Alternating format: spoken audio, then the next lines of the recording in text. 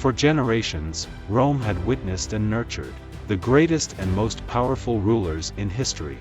The conquests of Julius Caesar marked the beginning of the Roman Empire. Augustus then laid the foundation, ensuring the empire's long-lasting stability. Constantine the Great moved the capital to Constantinople, known today as Istanbul, establishing Christianity as the official religion of the empire. These three rulers, with their wisdom and boldness, wrote the most glorious chapters of the Roman Empire. They were warriors, founders, and reformers, who left brilliant and indelible marks in history. Next, let me tell you briefly about the Roman Empire.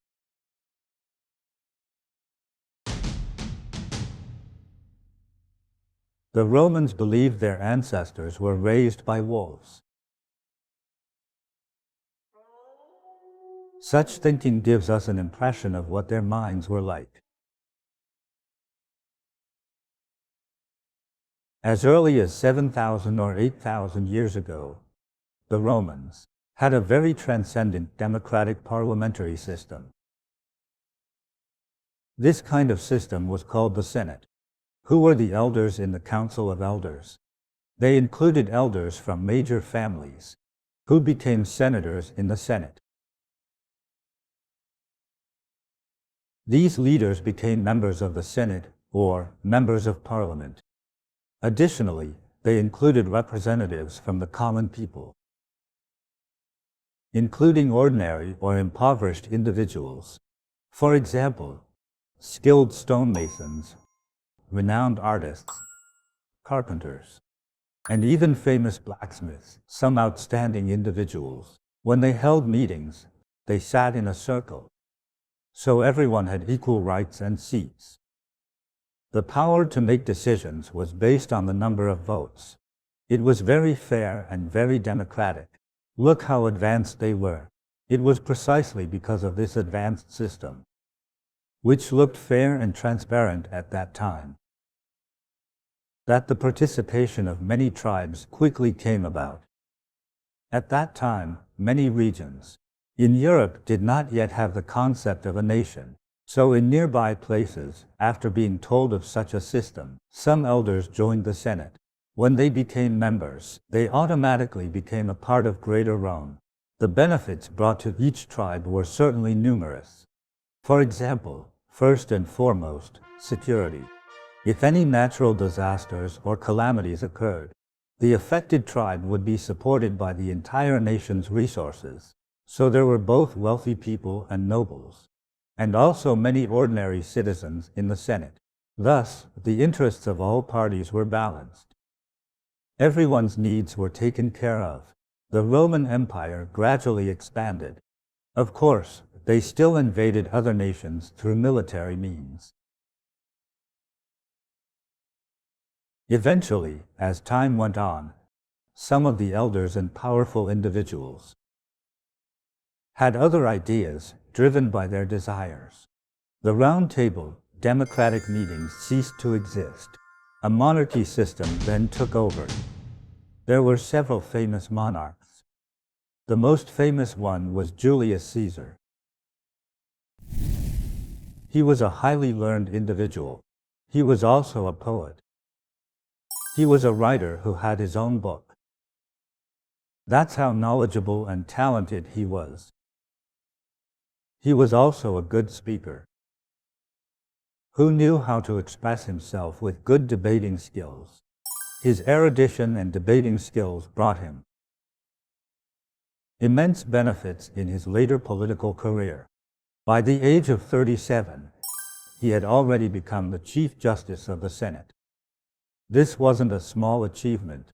When he held this title, his authority had already surpassed that of the members in the Senate. Julius Caesar was also a military genius. He made huge contributions to the expansion of the Roman Empire. He led the army to conquer Gaul. The region of Gaul, at that time, included today's France, Belgium, Switzerland, and parts of Italy.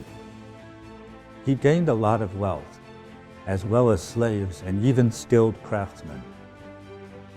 As a result, he became a war hero. He was a great hero in the hearts of the Romans.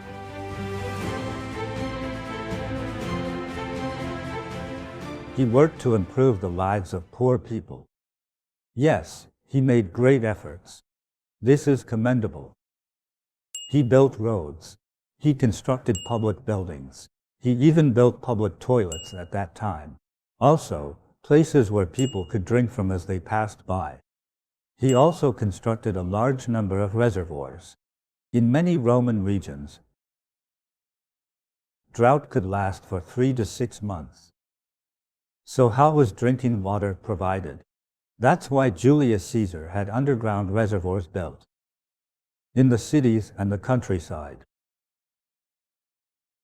Those were drinking water reservoirs. At that time, there were no such large-scale projects. They found a way to build underground reservoirs. They were built to store rainwater for daily use. At that time, no other countries had thought of this. When solving these problems, many of the elders had differing opinions.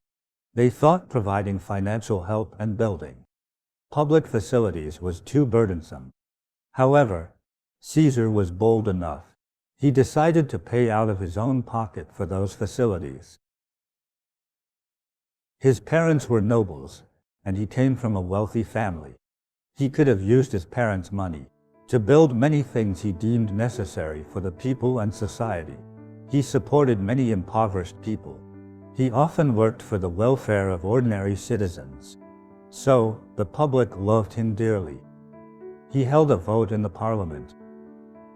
When he became a national hero, the value and weight of his vote became very significant and could not be ignored.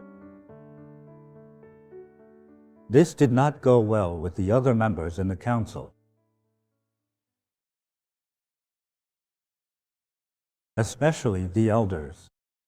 All 60 elders plotted to assassinate Julius Caesar. They lured him to the Senate for a meeting and killed him on the spot. That was the end of the great Julius Caesar.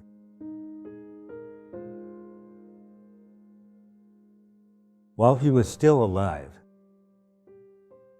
he was just a senator.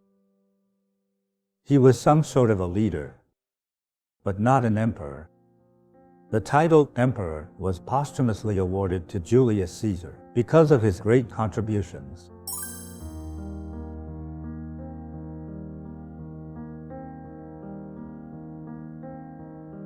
In the history of the Roman Empire, there was another great figure. Gaius Julius Caesar Augustus, also known as Octavian. You might think he was physically huge and imposing, but he was not. He was in poor health and often ill. For a European, his height of 1.72 meters was considered somewhat short. He was described as introverted and shy, as someone who lacked confidence and was in poor health. He enjoyed reading when he was free. He found happiness in it, as he discovered a wealth of knowledge in books. He learned all kinds of knowledge. I guess you could call him knowledgeable, being short and physically weak. He was constantly overlooked in a crowd of rich kids. No one thought that the young boy would become a hero in the future. No one saw that coming. While everyone judged him on his physique, only one person appreciated him. And that person was none other than the great Julius Caesar. Octavian was Julius Caesar's great-nephew, whom the latter adopted as his son and heir.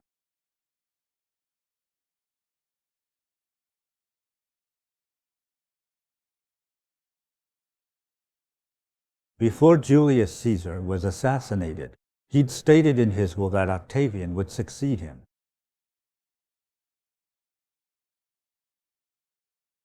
Octavian took over the throne in his 30s, becoming the founder of the Roman Empire.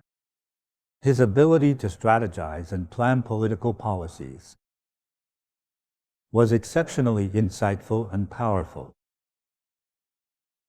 What made him even more impressive was his ability to read people's minds in terms of seeing through the council's elders.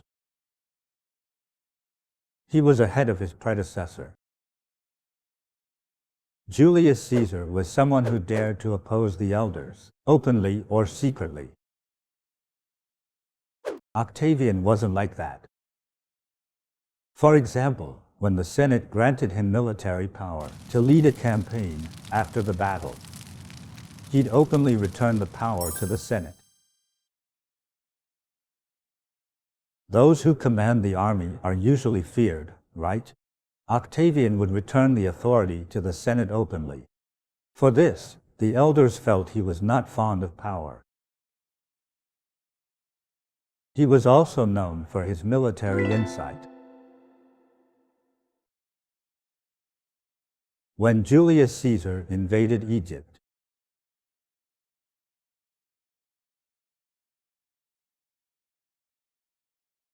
he fell in love with the beautiful Cleopatra.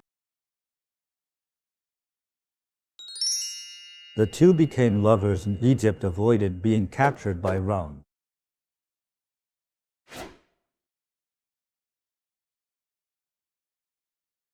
After Julius Caesar returned to Rome, he sent his trusted general, Mark Antony, to Egypt. There, Cleopatra wooed Antony and the two got together. Then came the time Octavian decided to capture Egypt. When Octavian led his troops to Egypt, Cleopatra used the same honey trap tactics, but it didn't work.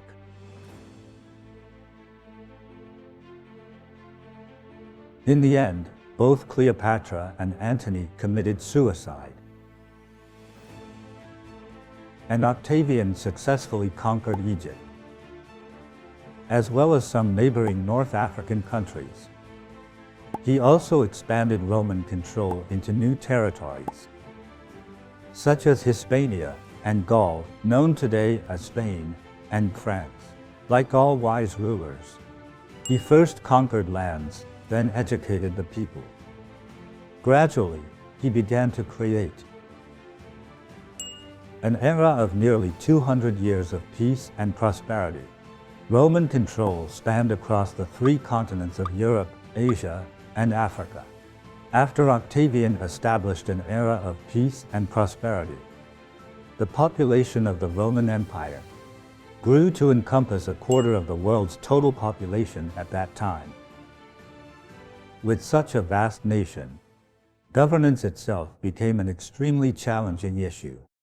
Many rulers often found that due to the vastness of their lands and the large population, reaching out to everyone became harder. For various reasons, the larger a country is, the harder it is to manage. So, Octavian and his team of advisors studied and identified this problem. How did they address it? The idea was perfecting the existing laws and systems. Like, were the nobles punished the same way as the commoners if they broke the laws, whether or not he ruled with absolute fairness? His approach did have the support of his people for him to implement what he proposed. So I think it was relatively fair. Establishing rules is not difficult, implementing them is. So, as the Chinese say, a law-breaking prince should be punished like a commoner. Octavian led by example. It is said that his relatives and children were also severely punished by the law for their offenses. In this way, the nobles were punished the same way when they broke the laws. He established an effective legal system to govern such a vast country. I'm sure his people felt he ruled with fairness. They must have thought everything made sense and was reasonable. This led the great Roman Empire to prosper and thrive for over 200 years after Octavian. He also made a significant and great contribution by strengthening the military and trade. There were also trade and taxing strategies.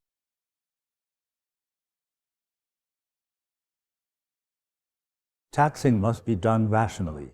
If taxes are too high, people are unwilling to do business in your country. So, taxes need to be favorable. In ancient times, there was a very practical issue, which was transporting goods.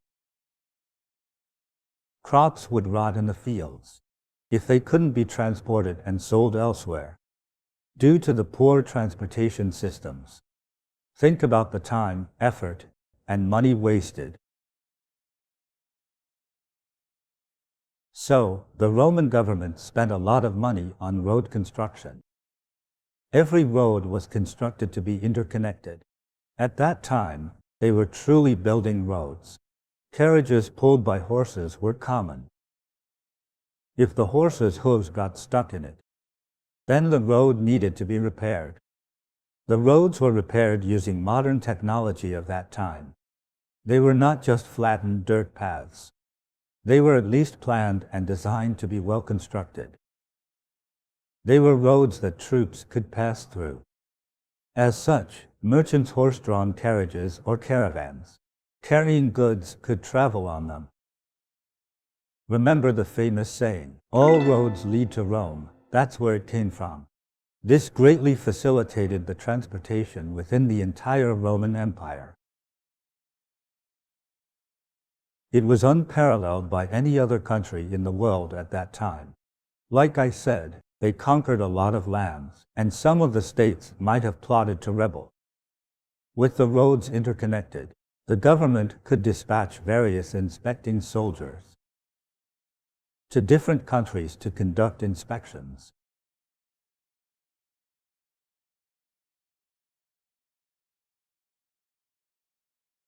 And maintain social stability. If they encountered issues, they would address them. They could deploy troops to the other states easily. As such, those who wanted to rebel would think twice before attempting it. The economic development fostered their military and industrial growth. A powerful military not only deterred foreign aggressions, but also discouraged internal rebellions. A vast transportation network led to an extremely developed economy. Their palaces were full of marble, conveniently transported from the lands they conquered. This was possible thanks to their transportation system.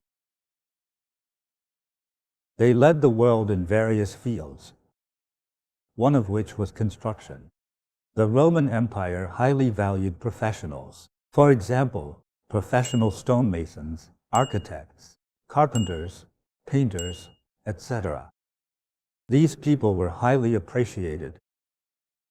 Buildings were made with special stones and bricks, so they could last forever. If built well, they could last for a millennium. For instance, the Hagia Sophia Grand Mosque. It's just one of the many magnificent buildings of the Roman Empire. It is the most perfectly preserved building. It's been continuously used, and damages are repaired straight away.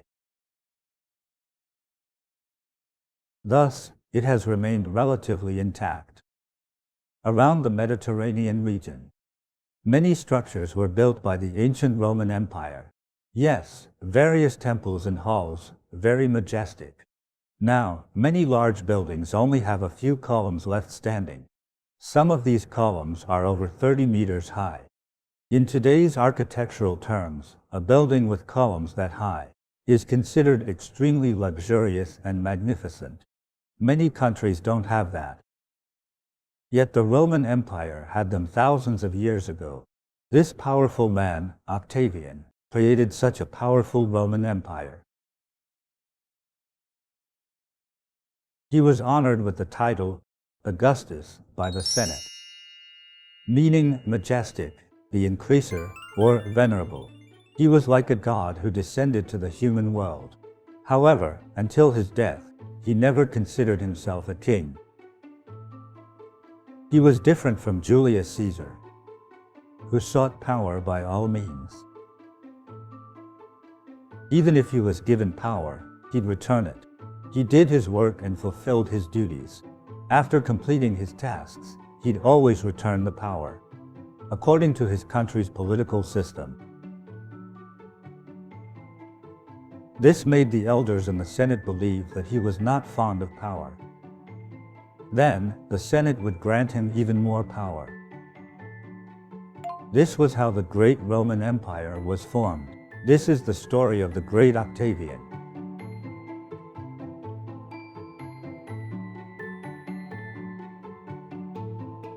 Next, the story of another remarkable ruler, Constantine the Great. During a certain period in Rome, there was a great king who managed Rome fairly well. However, he felt that governing a vast Roman Empire was too much for one person. So, he appointed 4 people to jointly manage the entire Roman Empire. But when 4 people managed it, conflicts arose, and civil war broke out. When that happened, it led to widespread suffering. The people's lives were immediately disrupted. Many people died, and a lot of money was spent. At that time emerged Constantine I. He quickly quelled the internal chaos. After peace was restored, he had some other ideas. He saw the great Roman Empire, spanning 3 continents, was all but colossal. He felt that Rome was no longer suitable to continue as the empire's capital city. He thought that Istanbul would make a better capital.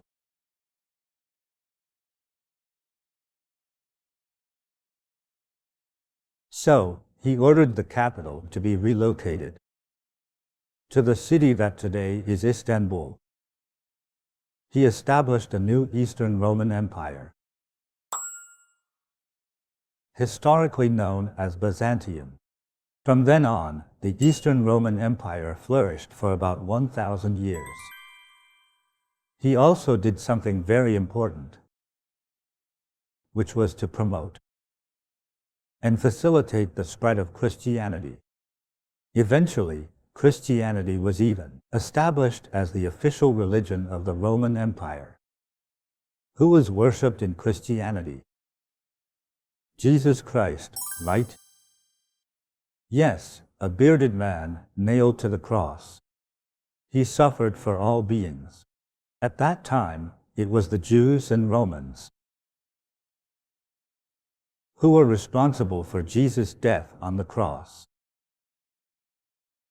300 years prior, Emperor Constantine's ancestors nailed Jesus to the cross. Who would have thought he'd make Christianity the empire's official religion? It's contradictory, isn't it? But as a result, he gained the support of the practitioners of Christianity, who called Emperor Constantine a great ruler. When Christianity was made the empire's official religion, it elevated the important figures of Christianity, making them respected and esteemed. In the past, they spread the religion like fugitives, constantly running away from being caught. Before this, Christianity was considered a cult. Missionaries were constantly oppressed. Who would have thought it'd be declared the official religion later? That's how the followers of Christianity came to respect Emperor Constantine so much. Thus, they particularly revered and upheld the Roman emperors and the policies they established. As a result, after arriving in Istanbul, the Hagia Sophia Grand Mosque was built. It contained many extremely special materials. There were small mosaic tiles depicting Jesus Christ, the Virgin Mary, and the first and second emperors. Also, stories about religious icons, baptismal icons, and so on. History often unfolds in this way. One day, you're at the lowest point of your life. Tomorrow, you might be everyone's hero. And then, you could start all over again. Why did Emperor Constantine do this? Didn't he know that his ancestors crucified Jesus? Of course he knew. But why did he do it? Let me think from my own commoner's perspective. Let's go back 1,500 years. At that time, how many people were literate? On average, how many people could read letters and newspapers? How many people could read as such? Perhaps 1 in 10,000 or 1 in 80,000. Very few people could read letters. Only a few could. The government officials and their children could read. The important religious figures could read too. Of course, they needed to read scriptures. The general populace had no opportunity to study. Most people did not understand right from wrong at all. So, they knew nothing about laws and morality. Most people at that time were not educated. Anything more than the basics was deep to them. Why? Because nobody taught them. They broke the laws all the time. And even their rulers couldn't do anything. They made mistakes because they didn't understand the laws, morality, nothing. How to correct mistakes, what's right and what's wrong. How to be a good person, they knew none of these. I think Emperor Constantine was a very wise ruler. He found out that there were people spreading Christianity. He thought it'd work. So, he started to spread the religion too. At that time, he wasn't even a Christian. He was not baptized, so he was not an official Christian. He began to promote the religion for his political purposes. Love has always been considered central in Christian faith, right? In spreading love, you need to teach people what love is. To do that, you need to teach people some basic principles, which is to know good from bad, right from wrong. To love means no plotting to rebel and treating your parents well.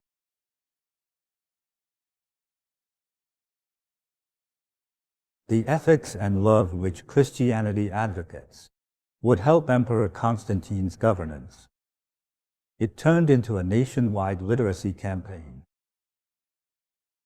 If people could understand right from wrong, then there'd be fewer criminal cases, right? That would make governing easier.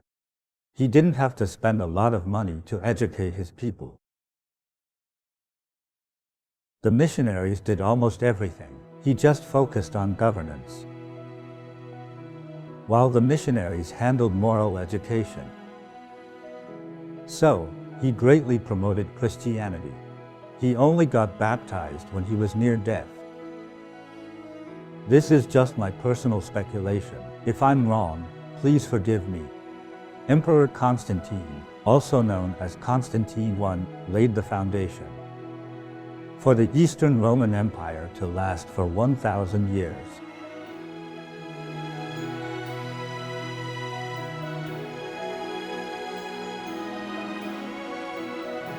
However, everything follows the laws of nature.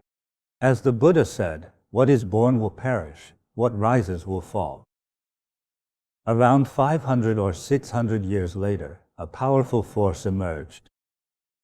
The East calls them the Turks, the Turkic people. They were nomadic people on horseback, much like the Mongols. The Turks gradually grew stronger. They excelled in warfare, after gathering strength over time. They eventually established the Ottoman Empire. The Ottoman Empire then began to get their hands on the territories once held by the Roman Empire. Around 1,000 years later, or by the time of Constantine XI, the original vast territory of the Roman Empire had been reduced significantly. It was probably 1,000 times smaller, originally spanning over 3 continents. What remained was only the size of a province in Turkey. Yes, a small place. The surrounding lands were occupied by the Ottoman Empire. The Ottoman Empire operated as a theocracy, a unified system of governance. After conquering a country, the Ottoman Empire would convert the people to Islam, not just the religion, but the culture associated with it as well. At one point, Constantine the Great was guarding his city against 100,000 soldiers, who were outside ready to invade. The people inside the city were sending letters everywhere for help. No one helped. He had only 7,000 soldiers at that time. Yes, an emperor guarding a city with only 7,000 soldiers remaining. Among the 7,000 soldiers, at least 6,000 were mercenaries. Mercenaries are only loyal to money. This was the situation. It makes one ponder what it's like when you are at the end of your rope. Say, if your company goes bankrupt and you declare insolvency, you turn to your old classmates and friends, or cousins and uncles to borrow money in order to rescue yourself from this crisis. Anyone who can lend you even $10 truly cares about you. Many who claim they love you might pretend to not know you. Some would even avoid you. There's a saying, when the tree falls, the monkeys scatter. I hope everyone remembers this truth. The Eastern Roman Empire, in 1453, was destroyed by the Ottoman Empire.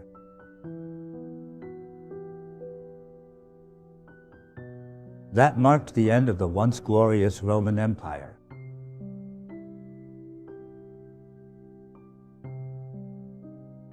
So, the person who ended the era of the Eastern Roman Empire, the ruler of the Ottoman Empire, what kind of a person was he?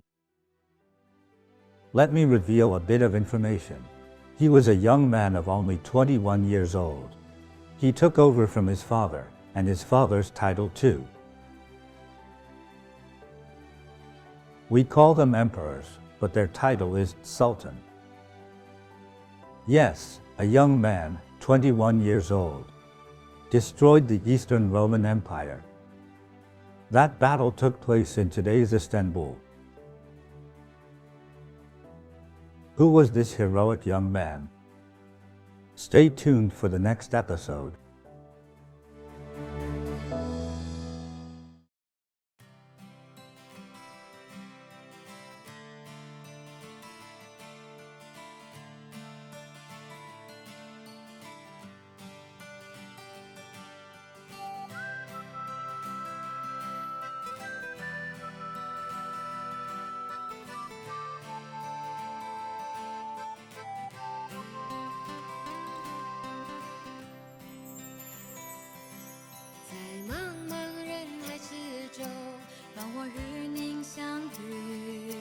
小小的红点里，人生就此欢喜。我快乐了，我健康了，我幸福了，我美丽了。